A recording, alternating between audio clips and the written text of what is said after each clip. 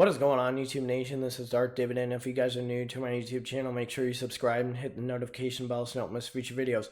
I got a few things. I'm repping my Kent State shirt. That was my first undergrad in college, and my first degree was in exercise physiology, bachelor's of science, so I'm kind of repping a little old school. Second of all, I got a new toy, so it shouldn't be as fuzzy anymore when I'm doing lectures. Third of all, I was laying out in the sun and oh my gosh, in my pool, my apartment complex, and I am so plugged up from the freaking pollen. I mean, I have no idea. It's terrible, but bear with me. This time it's me and not the equipment, but you can still blame it on me. So here's a few things. Pfizer stock, I just received a dividend from Pfizer. I am long in Pfizer. I really like Pfizer. I will do a quick stock and dividend analysis as always. But the one thing that concerns me is the rise in hypertension and heart failure. And Pfizer has a lot of products that go after hypertension or heart failure.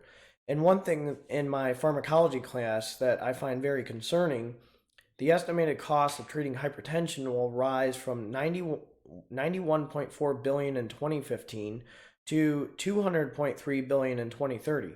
So people are not taking care of themselves, and Pfizer has some medications that can help people who have issues with hypertension or hypertensive crisis or heart failure. So that's one thing that's has my interest in Pfizer and why I continue to buy stocks and shares in Pfizer, because they are so powerful as a company. It's not just the vaccine.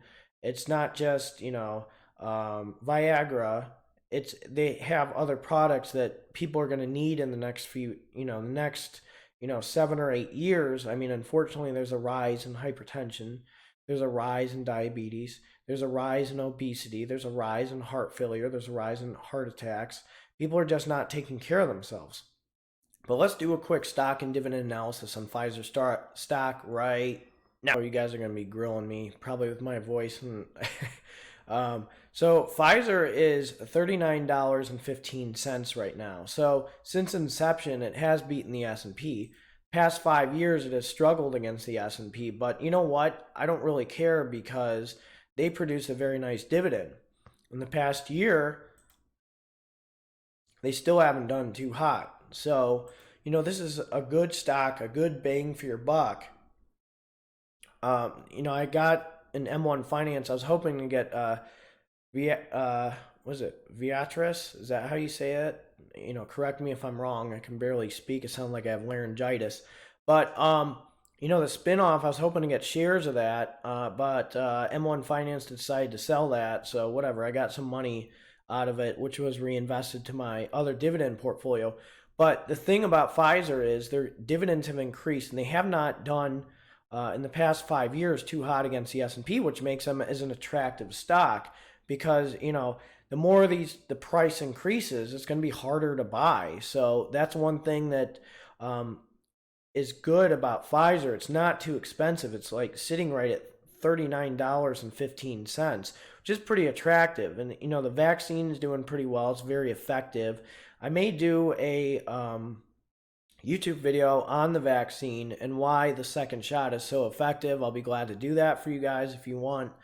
But let's check out Pfizer's dividend history real quick. 2015, 28 cents, 2016, 30 cents, 2017, 32, 34, 36, 39 cents. So the PE ratio is 19.97 right now. The dividend yield's 4.02, pretty attractive to me. That's what just reminds me of like Verizon. Verizon's right around 4+% with a dividend yield. It's pretty stable. Pfizer's not going anywhere. They're a very strong pharmaceutical company. Price per share, fantastic. Annual dividend is $1.56. So if you buy just one, you get $1.56. That's not bad. But again, the more shares you get, the more it's going to compound. But this is the one thing I really want to discuss with Pfizer, are these medications that can help these people with hypertension. They have some big heavy hitters as well. So I'm going to go over a few of these medications, just a few of them, with heart failure. And one of them is very important with people in hypertensive crisis. I push this like it's my job. Sometimes when I work in the ICU, previously. I haven't been to the ICU in a while, but this is a heavy hitter for people with hypertensive crisis, and I'm going to go over that medication right now. And that medication would be labetalol. So this is an IV push medication. It also is an oral or PO form. You can correct me if I'm wrong. I'm not sure if they have labetalol in PO form. They probably do, but I haven't. I really want to discuss labetalol as an IV push because these people now are so non-compliant. People are not seeing their physicians. I don't know if people trust physicians. It's hard to understand their rationale when physicians are very important. I mean, these guys are the experts. They know what they're doing.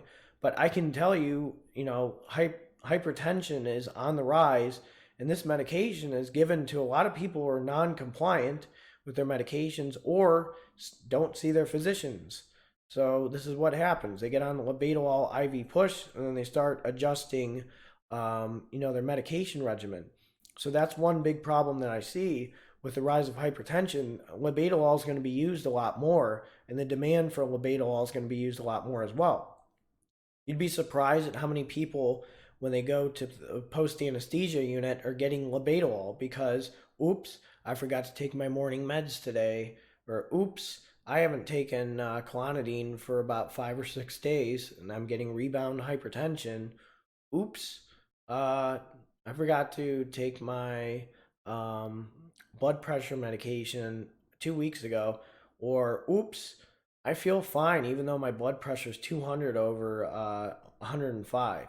So you're starting to see this more often. It's kind of a shame.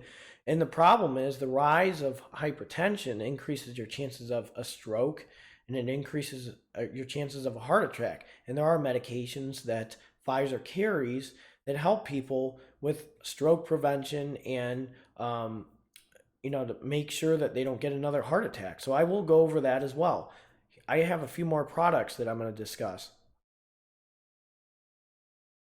So one thing, again, is quinapril, okay, or Acupril. This is basically a ACE inhibitor. So people that have heart failure, this is a very good medication with heart failure. Even more potent is the combination of quinapril and hydrochlorothiazide, which is a diuretic. And hydrochlorothiazide, based on research, is very good for African Americans. So the thiazides and the nitrates are actually very good for African Americans. Aldactone is another medication. People that have heart failure or have very bad blood pressure, aldactone spares the diuretic. So it spares the potassium. It's a potassium sparing diuretic, and it keeps the potassium. So when you pee, you have heart failure, you have extra fluid in you, you lose electrolytes. But this is a special one that holds on to potassium. And if your potassium's way high or way low, you have an issue they call dysrhythmias, where your cardiac rhythm is like terrible. So that's something that you have to keep an eye on, is your potassium with one, okay? And look, what did I just say? The diuretic, aldactone, and hydrochlorothiazide combined, this is actually a very good medication for people with heart failure, okay? It holds on to the potassium, and you're peeing and the potassium spared, but you just got to make sure your potassium's not too high. So that's one thing that I wanted to emphasize. The other thing is with people that have, okay, I'm going to go to the statins. The statin Lipitor, okay, so Lipitor is a medication that helps you with your cholesterol. Now the problem is most people with diabetes and hypertension also have high cholesterol. So people that have heart attacks, they are given Lipitor. They are people that have strokes because of high blood pressure or hypertension, they're given Lipitor. If your cholesterol levels are too high, that increases your chances of a stroke. Same with hypertension. So this medication is one of their most well-known medications over time. And It's effective. The only thing you need to worry about is getting basically muscle cramps, or you got to watch your liver function or your liver enzymes with statins. But you have these medications, labetalol, like I just said before, with hypertensive crisis. You have your ACE inhibitors. You have your aldactone combination and hydrochlorothiazide. These are important medications for people as consumers or as patients to survive. And unfortunately, as I read, and I'm going to read this one more time, estimated costs of treating hypertension will rise from 91.4 billion in 2015 to 200.3 billion in 2030. That is concerning, but these medications can help these people as long as they're compliant. Their blood pressure can go down. But you're seeing a rise in that, and there's going to be a higher demand for labetalol and all these other medications because of the rise of heart failure and the rise of hypertension. So let me know what you think of this video. Let me know what you think of the new mic. Again, if you are new to this channel, make sure you subscribe and hit the notification bell so you don't miss future videos. This is Dark Dividend. You guys have a good one. I'm going to post a real quick video when I'm doing this one on my M1 Finance Dividend Portfolio and the power of compound interest. I'm very excited to discuss this. Things are rolling, and things are rolling with this channel. We are 4,600 subscribers strong. Again, if you are new to this channel, my voice will get better, so you guys can make fun of me at the end of this in the comment section. But let me know what you think. The new mic, I like the new toy. It's a lot laid back. I don't have to have a headset on. I can actually move my hands around and interact with you guys a lot more. And I'm really excited. So you guys take care and have a great Saturday.